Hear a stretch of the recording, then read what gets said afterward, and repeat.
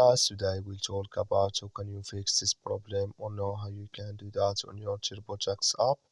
So you just follow these ways, then it's going to work with you. All you have to do in the first, you just click on settings.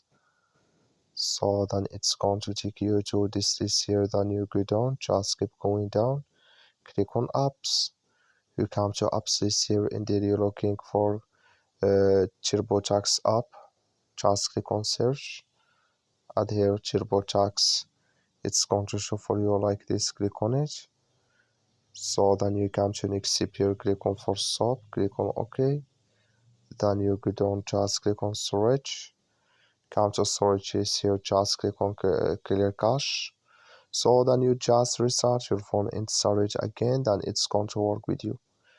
That's all you have to do. That's all. Thank you for watching. Don't forget to support us by like and subscribe.